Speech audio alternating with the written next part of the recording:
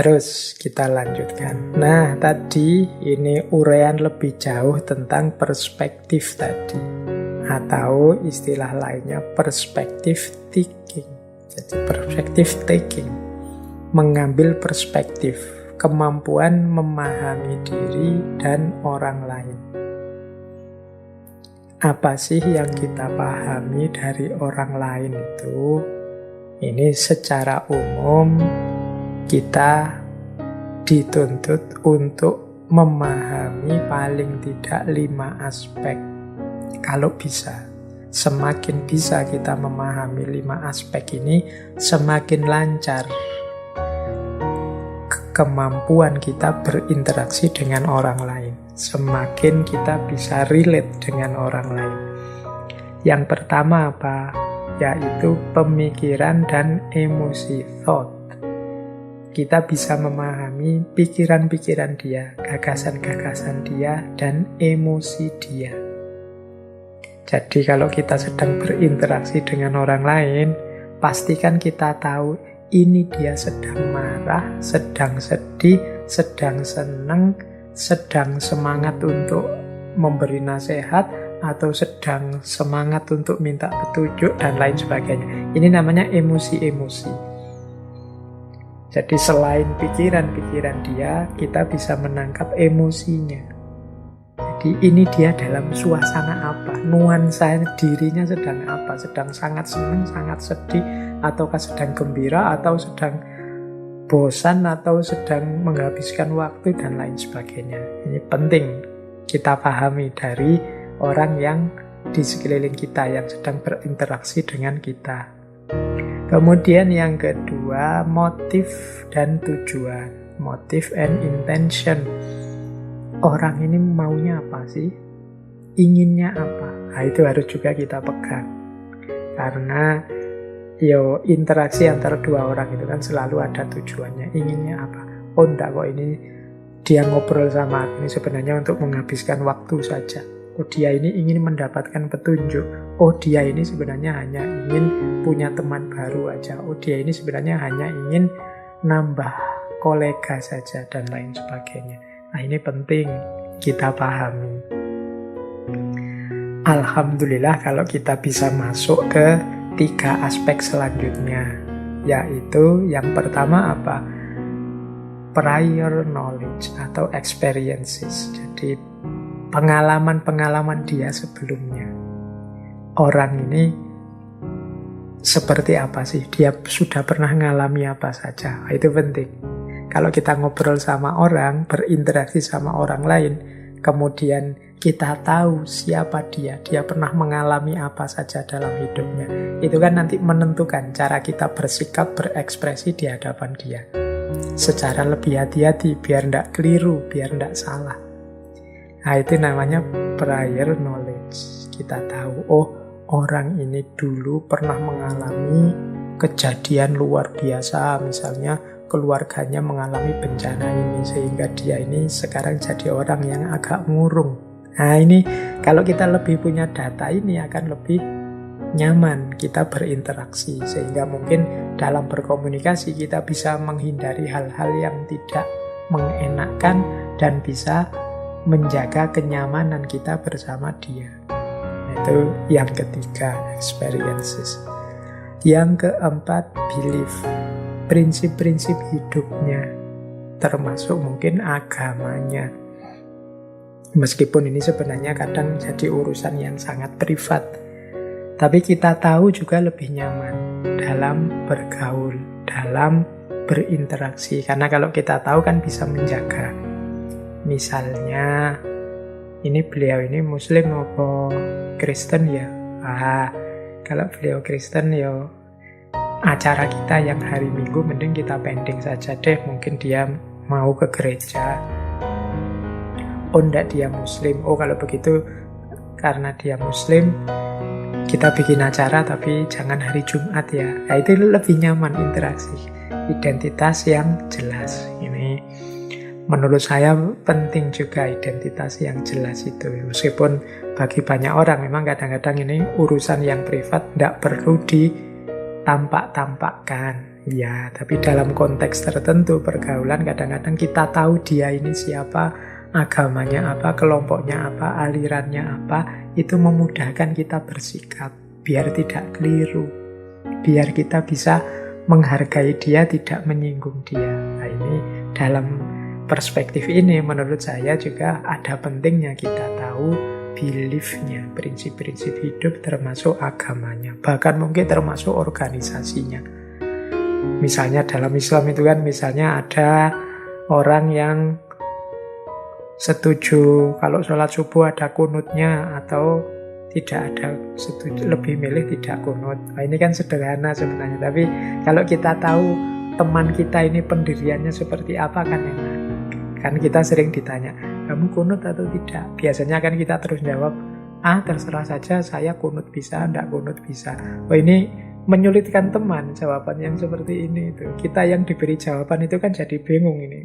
Wah, ini saya kunut apa enggak ya, jadi rumit. Tapi kalau tegas, saya biasanya kunut, tapi enggak kunut juga enggak apa-apa kok. Tapi ini lebih nyaman jawaban seperti ini. Oh ya sudah, karena sampean biasanya kunut, saya tak kunut sajalah. Wong yo sama-sama enggak wajib, tapi saya menghargai sampean. Pergaulan yang jelas gini kan enak. Engkau siapa, pendirianmu apa, dan kita saling menghargai.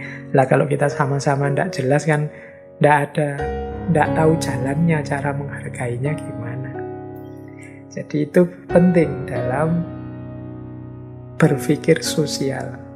Kalau bisa, karena memang dalam kondisi tertentu kita sulit untuk masuk ke ranah privatnya orang. Dan yang terakhir juga penting, personality. Personality ini kepribadian. Kalau kita tahu orang ini kepribadiannya gimana ya, mudah marah atau sabar, atau ini orang ini tegas, ataukah orang ini santai. Kalau tahu kan enak. Cara menyikapi, memposisikan diri kita di hadapannya kan enak. Jadi karena memang pergaulan yang baik, berpikir sosial yang tepat, itu semakin banyak variabel orang-orang di sekeliling kita yang kita tahu, kesimpulan-kesimpulan yang kita tarik dari pemikiran sosial kita akan jauh lebih tepat. Kita akan lebih pas memahami orang lain. Ya termasuk memahami diri kita sendiri. Sebelum memahami orang lain kan memang jalannya memahami diri kita sendiri. Jadi kita siapa, dia siapa, itu penting.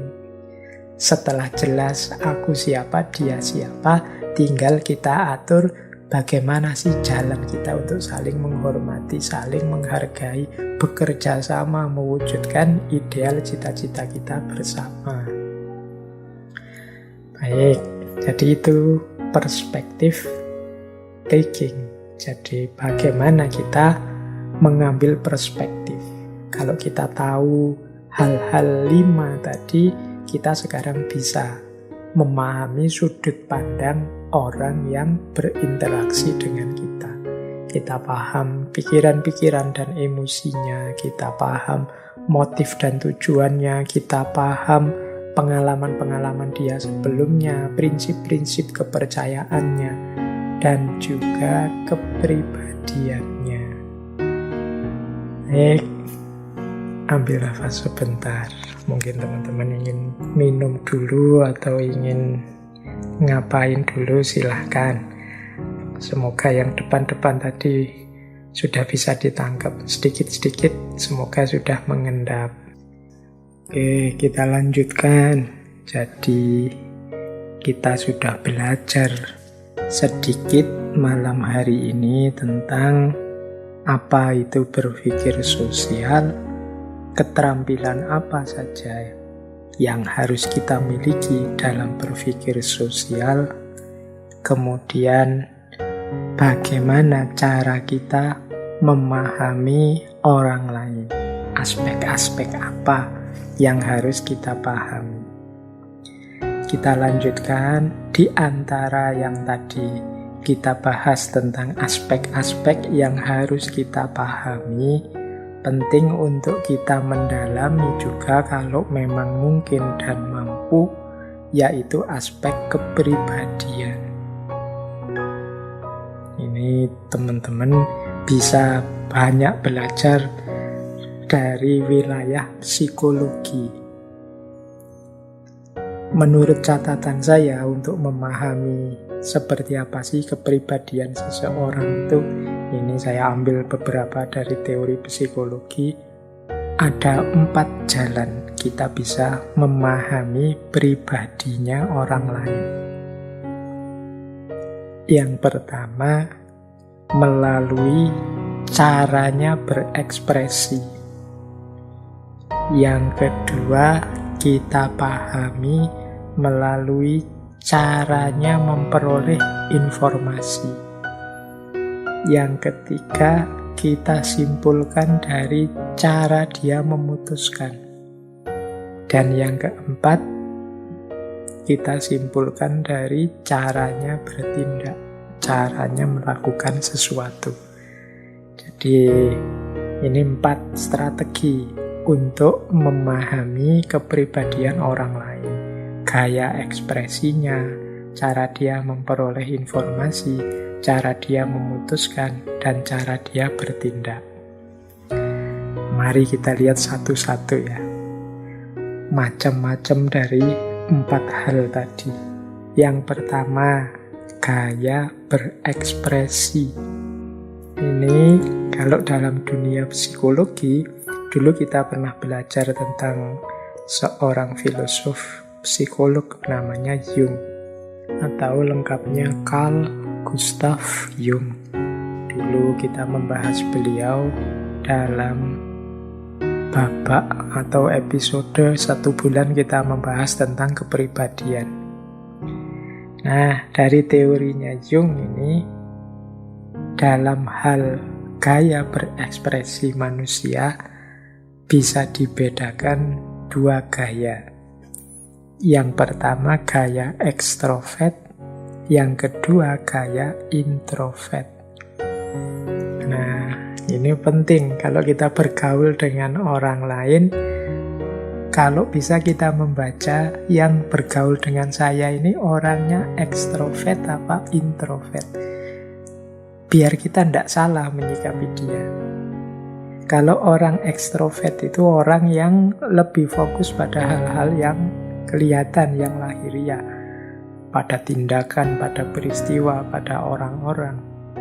Sementara yang introvert lebih fokus pada hal-hal batin, emosi, rasa, pengalaman.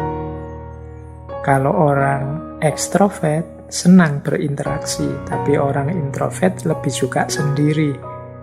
Orang ekstrovert senang dengan keramaian. Kalau orang introvert suka dengan ketenangan. Nah, ini kan berarti kalau kita tahu, oh orang ini introvert, jangan diajak keluar-keluar lama-lama. Dia tidak suka pada keramaian-keramaian. Kalau ngajak jalan yang arahnya menuju ketenangan, kedamaian, mungkin di tempat-tempat yang tidak terlalu ramai, yang sifatnya kontemplatif dan lain sebagainya. Kalau orang introvert. Kalau orang ekstrovert ya tidak masalah, kita ajak ke keramaian, kita ajak bertemu orang banyak dan lain sebagainya. Nah, ini perlu kecerdasan kita menyikapi lawan komunikasi kita. Kalau orang ekstrovert lebih suka aksi, kalau yang introvert lebih suka refleksi. Nah, ini juga penting kita pahami. Jadi mungkin kalau kegiatan-kegiatan lapangan yang rame, yang ketemu banyak orang, ini lebih asik kalau ngajak orang ekstrovert. Tapi kalau kegiatannya sarasehan, diskusi, pendalaman-pendalaman, nah orang introvert mungkin lebih asik. Kalau orang ekstrovert itu lebih fokus pada keluasan. Sementara orang introvert itu lebih fokus pada kedalaman. Orang ekstrovert lebih suka didengar dan dilihat. Sebaliknya orang introvert mungkin lebih suka melihat dan mendengar saja. Nah, ini kan berbeda. Jadi kalau kita mengamati gaya berekspresi teman kita, orang-orang sekeliling kita, saudara kita, atau siapapun, bisa kita pahami kepribadiannya paling tidak dari 2 kategori ini. Nah, kalau kita sudah paham, kita bisa mencari yang cocok dengan tipe-tipe ini. Oh, adikku yang nomor sekian ini agak introvert. Berarti kalau tak ajak jalan, lebih suka ke mungkin gunung-gunung yang sepi, atau laut-laut yang tidak terlalu ramai. Sementara adikku yang ini, dia ekstrovert, ekspresif. Mungkin dia suka kalau ke taman bermain yang ramai, atau ke alun-alun, atau kemana. Nah, ini salah satu jalan bagi kita untuk memahami kepribadian. Gaya ekspresi. Apakah ekstrovert atau introvert? Jalan memahami kepribadian yang lain dalam rangka agar kita cerdas secara sosial, berpikir sosial yang canggih adalah kalau mampu, mari kita gali bagaimana cara orang-orang sekeliling kita, teman kita atau siapa saja, cara dia memperoleh informasi. Jadi cara dia memperoleh pengetahuan. Dia ini dapat pengetahuan banyak dari mana? Nanti ada 2 gaya, 2 jenis. Kalau tadi ekstrovert, introvert, kalau cara memperoleh informasi ini ada 2 jenis, yaitu sensing dan intuiting. Jadi kalau sensing itu mungkin memahami secara materi, pemahaman berdasarkan yang kelihatannya saja pakai panca indera. Kalau intuiting itu memahami dengan intuisi, dengan inspirasi, dengan imajinasi. Kalau yang sensing ini mengandalkan yang kelihatan, panca indera. Fokusnya pada masa kini, jadi yang sekarang kelihatan. Kalau intuiting itu biasanya fokusnya pada masa depan, ide-ide, kemungkinan-kemungkinan yang bisa terjadi. Kalau orang dengan gaya sensing itu biasanya fokus memperhatikan detail kecil-kecil yang tampak-tampak. Jadi teliti sekali, mungkin ada keliru-keliru dikit yang bisa dicari, dia akan kelihatan. Tapi orang intuiting itu lebih suka melihat secara umum, general. Lebih fokus pada kesan-kesan awal, kesan umum yang ada apa. Jadi dia kurang memperhatikan detail. Tapi dia lebih mengarah pada perspektif-perspektif. Kalau orang sensing suka dengan yang praktis, practical, yang bisa dijalankan. Kalau orang intuiting lebih suka inovasi-inovasi, membuat baru. Orang sensing lebih suka konsistensi, menjalankan tradisi yang selama ini berjalan, aturan yang sudah disepakati bersama. Ini gaya sensing. Tapi gaya intuiting lebih suka mencari kesempatan, peluang baru, inovasi-inovasi baru. Nah, ini 2 gaya yang berbeda. Saya tidak menyebut mana yang baik, mana yang buruk. Dua-duanya baik. Hanya saja berbeda.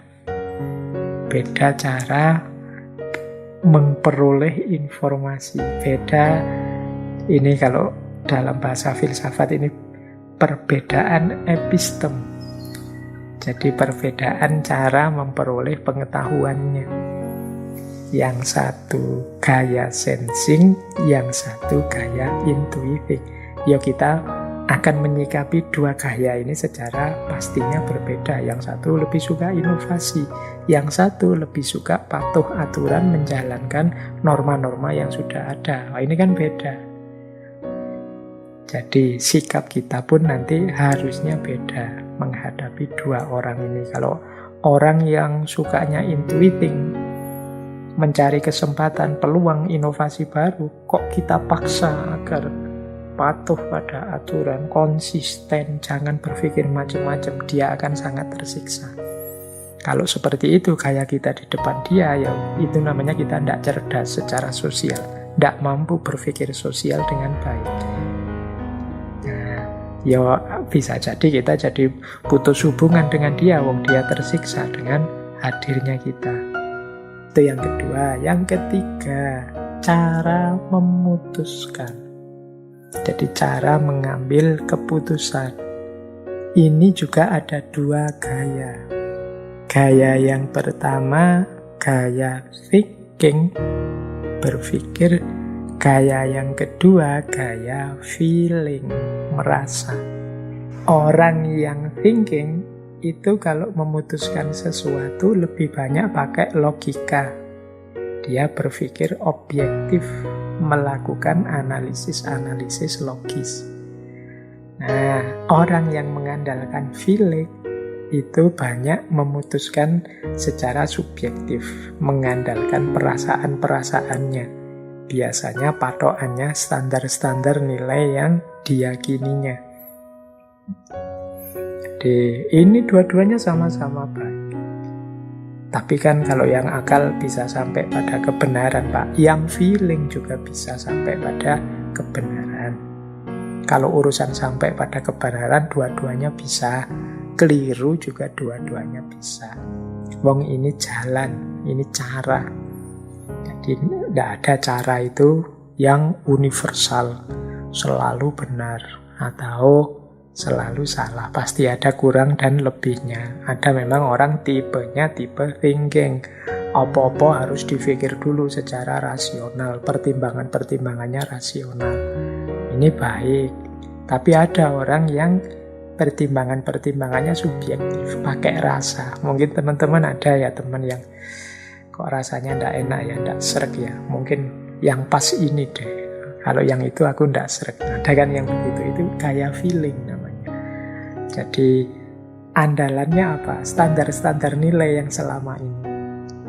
Jadi kalau ada hadis kan, ada hadis itu yang bilang bahwa dosa itu mahaka fi sodrika wa karihta ayatolia alaihin nas. Dosa itu apa yang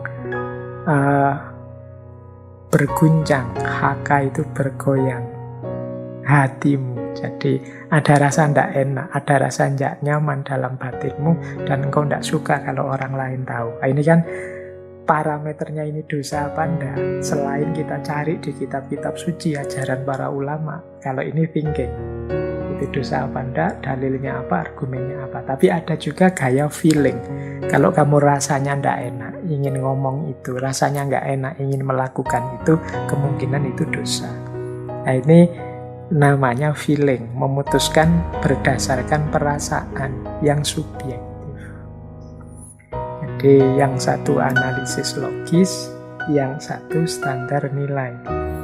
Meskipun ada yang bilang kalau thinking ini karena sifatnya norma-norma yang pasti rasanya agak kaku, tidak fleksibel.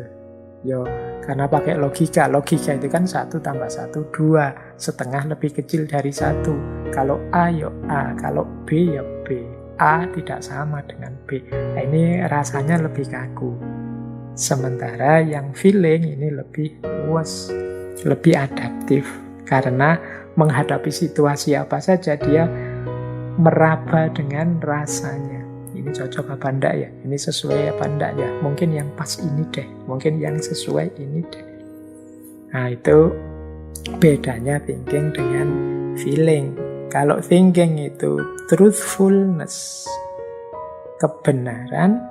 Kalau feeling itu sering dikaitkan dengan kebijaksanaan atau tactfulness. Jadi ya karena bijaksana itu kan banyak berurusan dengan ketepatan rasa.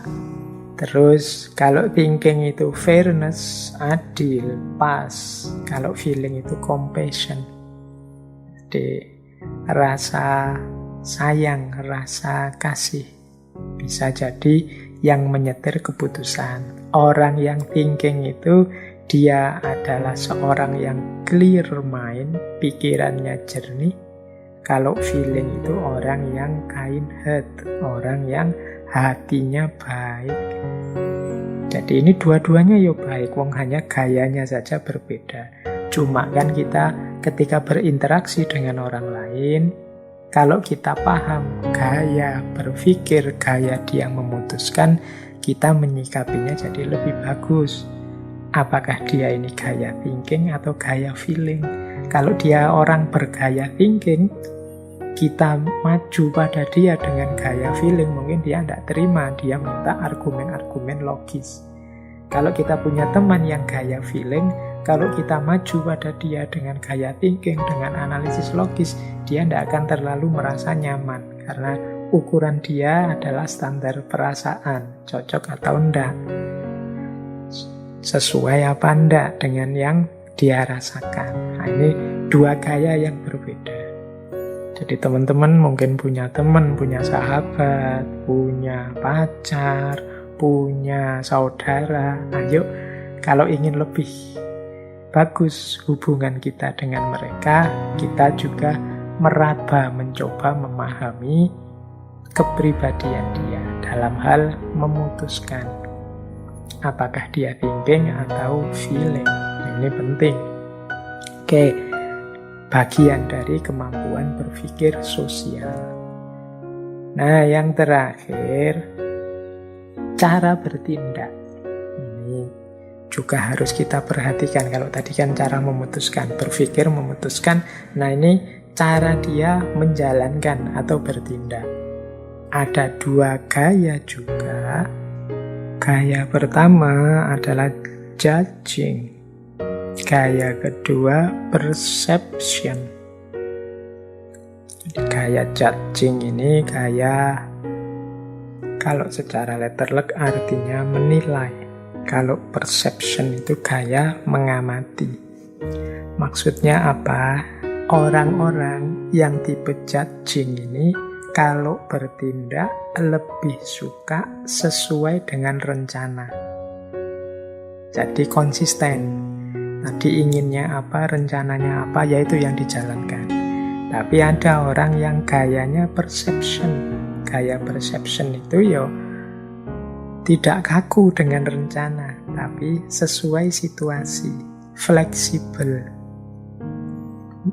Maka orang judging itu biasanya sebelum melakukan sesuatu merencanakan dulu hal-hal sampai detail. Tapi orang yang perception itu lebih santai, dia terbuka kalau ada alternatif-alternatif baru.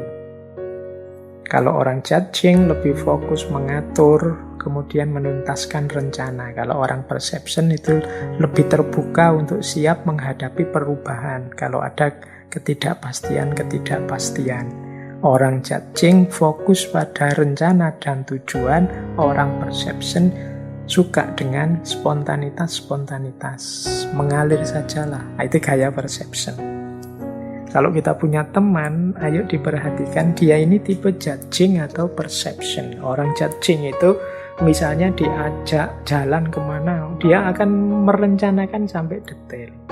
Nanti kita berangkat jam berapa, kemudian naik apa, berapa jam kita di jalan, berarti nanti kita haus ini, kira-kira sejauh itu butuh minuman berapa, nanti makan berapa kali, mampir di warung sebelah mana, berarti berapa banyak uang yang harus kita bawa. Nah, perjalanan 2 hari itu kira-kira butuh ganti baju berapa kali. Kalau sehari ganti 2 kali, berarti kita butuh 4, dan seterusnya. Ini tipe orang judging. Jadi apa-apa direncanakan secara detail.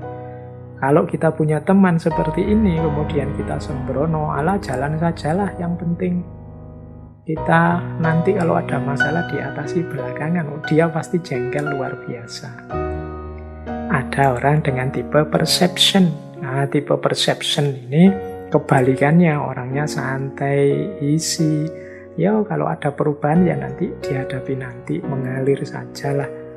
Ada apa saja kan tidak masalah, yang penting kita jalan sajalah dulu. Ini gaya perception.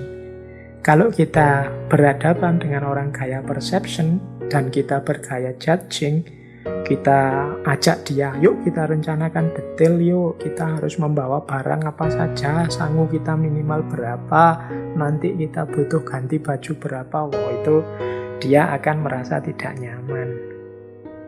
Jadi ini juga penting, kita memahami yang lain dari aspek kepribadiannya. Jadi ini kunci-kunci yang penting untuk kita pahami dalam rangka meningkatkan kapasitas social thinking kita.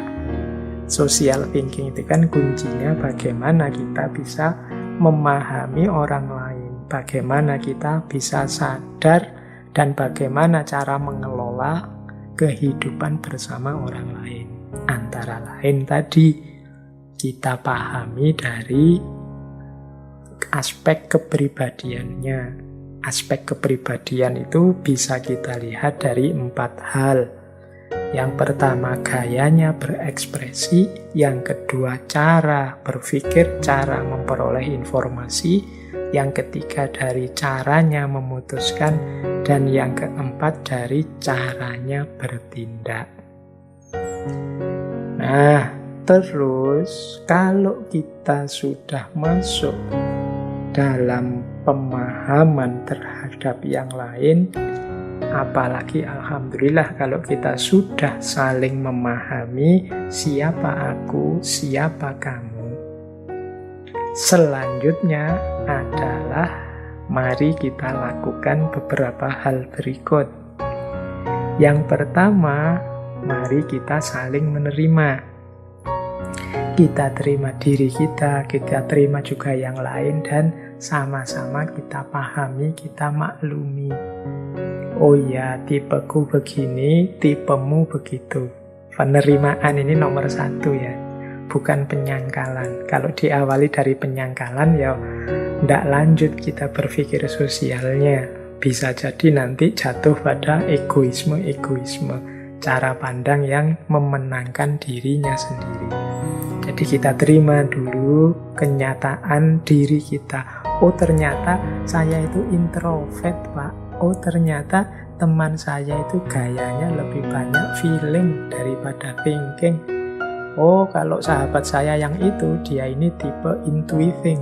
Pikirannya selalu ke depan dan lain sebagainya. Jadi kita terima dulu. Kalau sudah kita terima, mari kita pahami bersama ideal hidup bersama kita. Jadi ideal kita dalam hidup bersama ini, kita ini kan hidup bareng-bareng di tengah masyarakat, harus menjaga harmoni, jangan saling menjatuhkan, jangan saling curiga dan lain sebagainya. Ini ideal-ideal hidup bersama. Kita terima, kita kemudian saling memahami kebersamaan kita. Mungkin kita menemukan kesamaan-kesamaan. Alhamdulillah kalau ketemu, aku sama dengan kamu. Aku tipenya feeling, kamu juga feeling. Kita sama ya. Nah, alhamdulillah kalau sama berarti mudah kita untuk menjalin kebersamaan. Kok ndilalah banyak perbedaannya.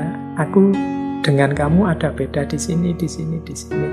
Ya sudah, berarti kalau memang jelas ada perbedaannya, saatnya kita saling menghargai, saling mengatur strategi biar tidak saling menyakiti, tidak saling menyenggol, tidak saling menyinggung. Nah, ketika kita sudah sama-sama sadar titik perbedaan. Tapi harus diketahui, karena jangan sampai kita tidak tahu, tidak terasa, ternyata menyinggung dia, ternyata menyakiti dia. Setelah itu kita, kalau sudah tahu sama bedanya, boleh juga dilanjutkan kekuatan dan kelemahan kita masing-masing. Oh, kalau saya ahlinya di sini. Kalau sampean kan ahlinya tentang itu. Mari kita saling bekerja sama. Kelemahan juga begitu. Kalau saya lemahnya ini, sampean lemahnya itu. Saya lemah di sini, sampean malah unggul di situ. Wah, ini kita bisa saling mendukung deh. Kita bisa saling menguatkan.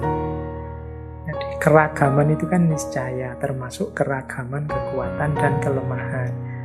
Yang kita kuat mungkin orang lain lemah. Yang kita lemah mungkin orang lain kuat di situ. Oh, ini saatnya kita saling mendukung, saling bekerja sama, saling menguatkan. Disinilah mungkin rahasianya perbedaan itu rahmat. Ikhtilafu ummati rahmat. Beda-beda di antara kita itu sebenarnya potensi untuk kuat.